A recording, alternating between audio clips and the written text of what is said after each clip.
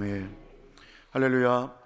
이 시간 예배 자리에 나와서 그리고 방송을 통해 기도자를 지키시는 모든 성도님들에게 하나님의 크신 은혜와 평강이 함께 하시기를 주님의 이름으로 축원합니다. 오늘의 말씀의 제목은 이 시대 성도들에게 원하시는 것입니다. 이 시대 성도들에게 원하시는 것입니다. 호세아의 말씀을 우리가 함께 보고 있는데, 호세아 1장부터 3장까지의 말씀을 보면 호세아가 고멜에 대한 이야기가 나누어지면서 이야기가 시작이 됩니다. 음란한 여인을 아내로 맞이했을 뿐만 아니라 그 여인을 끝까지 사랑하며 방탕한 여인을 다시 값을 치르고 데려온 하나님의 사랑을 잘 대변하는 대목이었습니다. 오늘 4장부터는 비유적인 표현에서 마치는 것이 아니라 이스라엘의 죄에 대해서 꼽아서 직접적으로 하나님께서 말씀하고 계십니다. 오늘 본문에 보면 1절부터 5절까지는 이스라엘 백성들의 죄에 대해서, 그리고 6절부터 10절까지는 제사장들에 대해서, 그리고 11절부터 19절까지는 영적 우상 숭배에 대한 이교 예배에 대한 죄를 다루고 있습니다. 하나님께서 호세아에서 보여주신 1장까지와 3장까지의 비유와 내용과 또한 복음서에서 예수님께서 보여주신 그 비유의 내용들을 늘 보면 거기에는 항상 같은 패턴들이 있는데 상황, 이유, 그리고 결론, 그리고 해석이 주어집니다. 그러니까 다시 말하면 이런 상황이 이루어졌고, 그리고 거기에 대한 이유는 이것이고, 여기에 대한 결론은 이러했다. 그런데 그 내용은 바로 이러한 뜻이다. 이런 해석들까지 되어진다는 것입니다. 그래서 오늘 비유의 내용을 보면 어느 정도 이 비유의 의미와 결론을 우리가 유추할 수 있게 되는 것이죠. 지금은 막 책망하는 것 같은데 그 책망에 담겨진 마음과 의도와 결론을 우리가 1장부터 3장까지를 보면서 우리가 깨달을 수 있다는 겁니다. 오늘 하나님께서는 이스라엘 백성들을 굉장히 무섭게 책망하고 계시지만 그 죄에 대해서 질책하시지만 역으로는 강력하게 회개를 촉구하고 거기에 대해서 살기를 바라시는 하나님의 마음을 알 수 있고, 또한 포기하지 않으시는 하나님의 마음을 우리는 엿볼 수 있게 되는 것입니다. 그렇다면 오늘 하나님께서 이스라엘 백성들에게 원하는 것은 무엇이었고, 또한 이 시대를 살아가는 우리 성도들에게 원하시는 것은 무엇인가, 오늘 함께 나누고 은혜를 받기 원합니다. 첫 번째로 회개하라는 것입니다. 회개하라는 것입니다. 한 선교사님의 간증을 들을 수 있었는데, 그 선교사님의 간증이 이러한 것이었습니다. 어머니가 계셨는데 어머니가 이렇게 잘 때리시거나 잘 노하시는 분은 아니지만 참다가 이제 인내가 차오르면 매를 드신다는 겁니다. 근데 자주 맞지는 않지만 한 번 맞으면 매가 부러질 때까지 맞아야 된다, 이런 말씀을 하셨습니다. 그러면서 그것을 하나님의 심판으로 비유를 하셨습니다. 하나님의 심판이 이러한 것이다. 하나님은 인내하시고 또 인내하신다라고 말씀을 하셨습니다.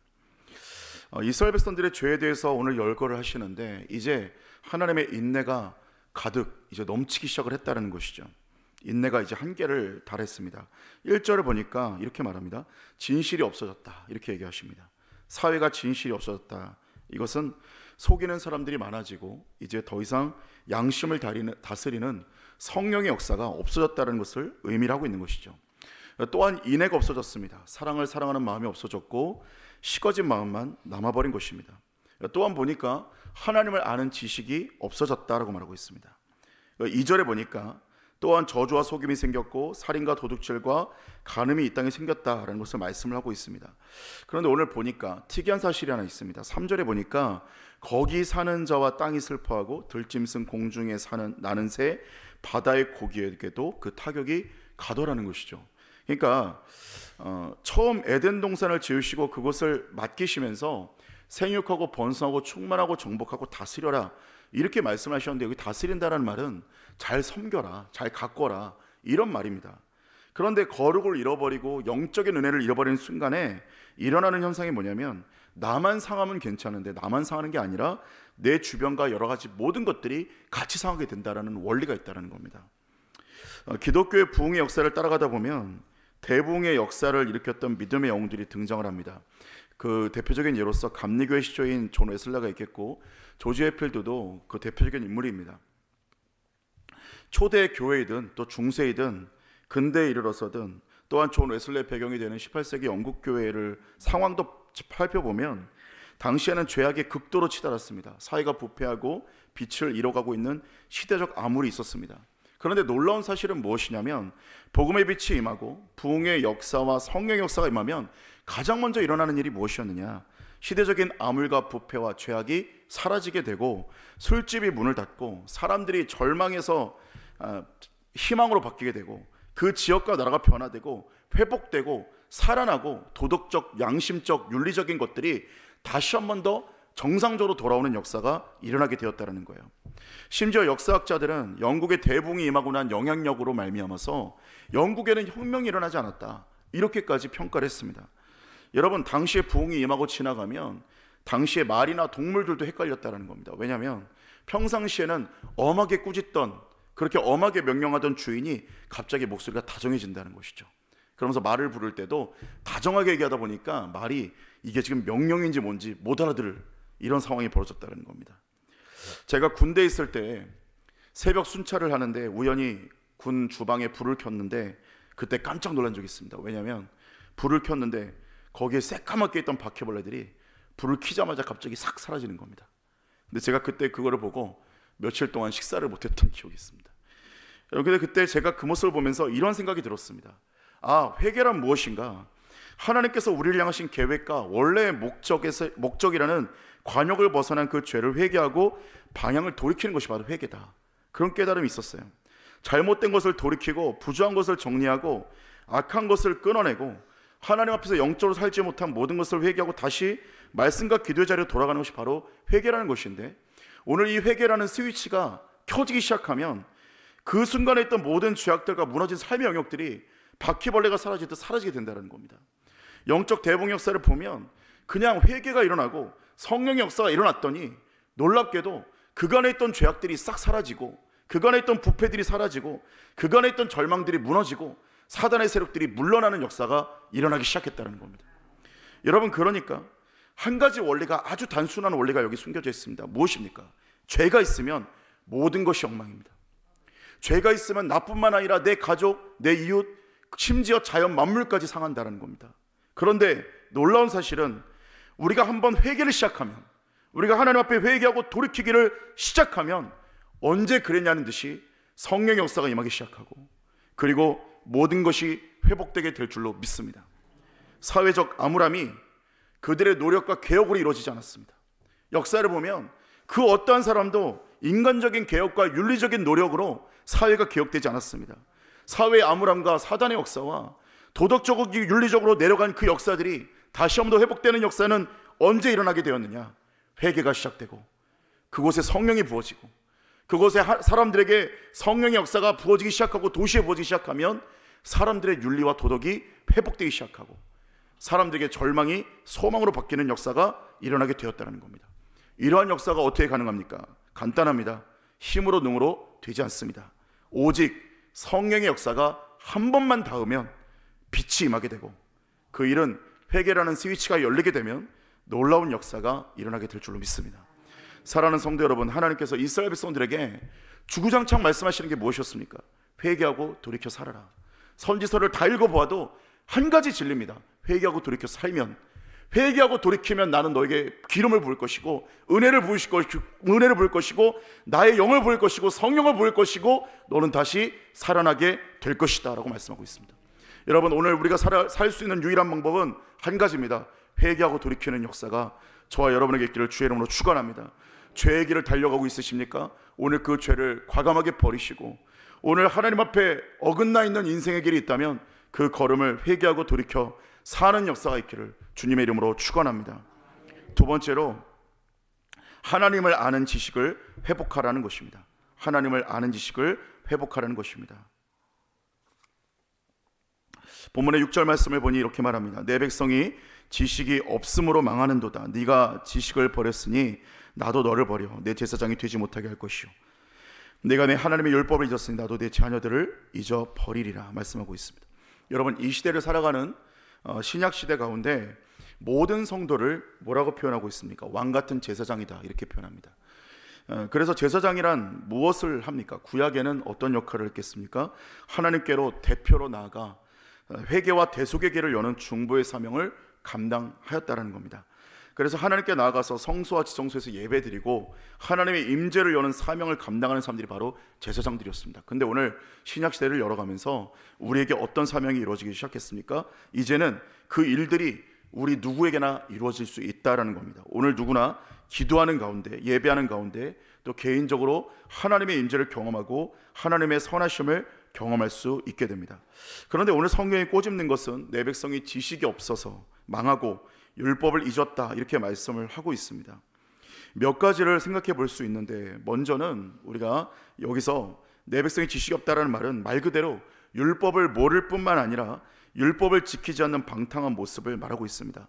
여러분, 성도는 하나님의 말씀대로 살아가고 말씀을 읽을 의무가 있습니다. 그래서 요한계시록에서는 그 말씀을 듣고 지키고 행하는 자가 복이 있다, 이렇게 말합니다. 그러니까 그 말은 무슨 뜻입니까? 듣는 것만으로는 부족하고 심지어 지키는 것으로도 부족하고 오직 듣고 지키고 그것을 행함으로 실천하는 자가 능력이 있다, 이렇게 말씀을 하고 있는 것입니다. 또 한 가지는 이러한 것입니다. 내 백성의 지식이 없다라는 말은 그저 하나님을 향한 신학적인 지식이 없다는 것을 말하는 것이 아닙니다. 하나님이 어떤 분이고, 하나님은 성삼일체 하나님이시고, 하나님의 속성은 어떤 분이시고, 하나님은 선한 분이시고, 하나님은 공의로우신 분이고, 이런 걸 모른다라는 게 아닙니다. 여기서 지식이 없다라는 말은 마치 안다는 것, 그러니까 다시 말해서 부부가 서로 안다는 것처럼 친밀함을 의미하고 있는 것입니다. 그러니까 오늘 이스라엘 백성들이 망한 이유가 무엇입니까?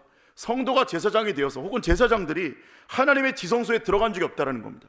지성소에는 들어갔지만 거기에서 하나님의 임재를 부딪혀본 경험이 전무하다라는 거예요. 여러분, 오늘 저와 여러분에게 하나님의 임재를 부딪히는 경험이 있기를 주의 이름으로 축원합니다.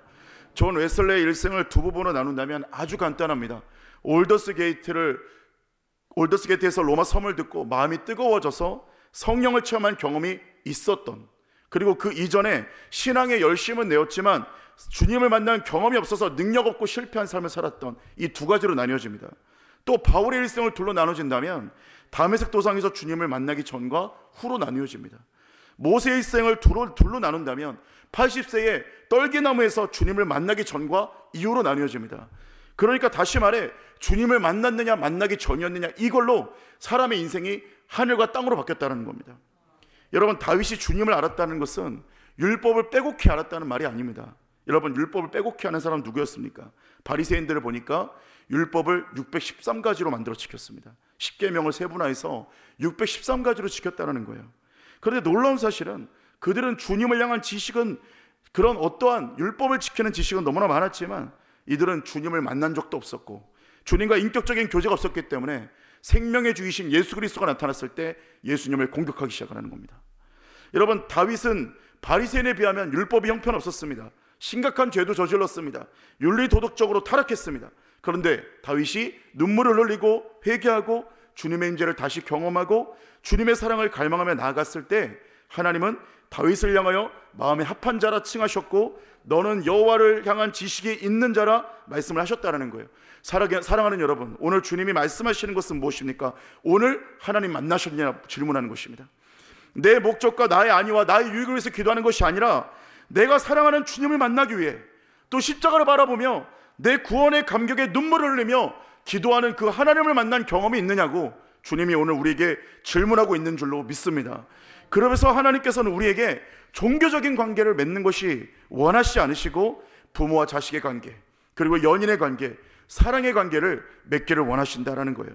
사랑하는 성도 여러분, 우리는 오늘 이 하루를 지나갈 때 내가 하나님을 만난 체험이 없는데 지나갔다, 내가 지금 십자가를 바라봤는데 구원의 감격에 대한 어떤 눈물 흘림이 없고 더 이상 내가 하나님을 생각해도 내 마음이 둔하고 아무런 감정이 없다고 말한다면, 여러분, 오늘 이것은 우리에게 경고등이 켜진 것을 인식하고 오늘 우리가 주님과의 영적인 친밀함을 회복해야 할 줄로 믿습니다. 마지막 세 번째로는 오직 하나님만을 의지하라는 것입니다. 오직 하나님만을 의지하라는 것입니다. 12절의 말씀을 보니까 내 백성이 나무에게 묻고 그 막대기는 그들에게 고하나니 이는 그들이 음란한 마음에 미혹되어 하나님을 버리고 음행하였음이니라 라고 말하고 있습니다. 사람이 하나님을 의지하지 못할 때 일어나는 증상은 이런 심각한 증상이 벌어집니다. 그게 뭐냐면 그것은 헛된 것을 의지하기 시작한다는 겁니다. 우리가 사울의 예를 들어 알 수 있는데, 사울이 하나님께서 선지자로도 우림과 둠밈으로도 답변하지 않으시니까 답답한 나머지, 그러니까 쉽게 말해 무당을 찾아가서 가짜 사무엘을 끌어올립니다. 진짜 사무엘이 아니고 가짜죠. 기름 부음 받은 사울이었지만 명확한 음성이 들리지 않으니까 정말 거룩한 싸움의 성패를 귀신에게 물어본 꼴이 된 것입니다. 여러분, 그런데 무당을 찾아다니는 것만 죄악이 아니라는 거예요. 하나님만 의지하지 못하고 다른 것에 내 소원과 내 안전함을 느낀다면 그것마저 우상 숭배가 될 수 있다는 겁니다. 만약 내 통장의 잔고가 내게 안정감을 주고 평생 직장이 내게 안정감을 주고 내 자녀의 좋은 학교 그리고 좋은 직장에 취직한 것이 내게 안정감을 주고 내 건강에 안정감을 준다면 그것 또한 일종의 우상 숭배라는 것이죠. 여러분, 오늘 성도의 길은 오직 무엇이겠습니까? 하나님을 만나는 체험과 그 임재에 들어가 내가 성령의 인도함을 받는 것. 성도의 길은 오직 그것뿐이라는 것입니다. 그러므로 성령 충만은 선택이 아니고 필수입니다. 기도하는 가운데 내게 하나님의 임재가 없다면 그것은 위기임을 깨달아야 하는 것입니다. 매일매일의 연합함만이 성도의 능력이라는 것입니다. 사랑하는 성도 여러분, 오늘도 우리를 죽기까지 사랑하시는 하나님께 우리의 전부를 드리고 또한 그분의 전부를 받아 오늘도 승리하는 저와 여러분 되기를 주의 이름으로 축원합니다. 그리하여 하나님과의 그 영적인 임재를 경험하고 정말 하나님의 그 성령의 임재를 받아서 다른 허탄한 것이 나의 의지가 아니라 하나님, 정말 하나님만 나의 반석이시고 하나님만 나의 안전장치이시고 하나님만 나의 정말 진실한 보험이 되십니다 라고 고백하는 저와 여러분 되시기를 주님의 이름으로 축원합니다. 함께 기도하시겠습니다. 사랑의 하나님, 우리를 부르시고 영적인 은혜로 지켜주시니 감사합니다. 오늘 이 하루도 주님의 말씀을 따라가며 주의 은혜 가운데 거하는 복된 삶이 되게 하여 주시옵소서. 오늘 이 시간 하나님 앞에 귀한 예물 드린 손길들이 있습니다. 11조 감사헌금 1천 번째 선헌금 올린 모든 성도님들마다 큰 은혜가 있게 하여 주시고 하늘의 신령한 복과 땅의 기름진 은혜가 드려진 예물들로 인해 죽어가는 영혼들이 살아나는 곳에 쓰여져 회복과 수생케 하시고 또한 그러한 복이 모든 성도들에게 임하게 하여 주시옵소서. 이 새벽 주님과 교제하며 간구하며 충보하며 감사할 때 하늘의 신령한 은사들과 은혜가 부어지게 하여 주시며 우리 안에 거룩을 향한 갈망이 부어지게 하여 주시옵소서. 우리에게 승리를 주시는 주님을 신뢰하며 우리 주 예수 그리스도의 이름으로 기도드립니다. 아멘.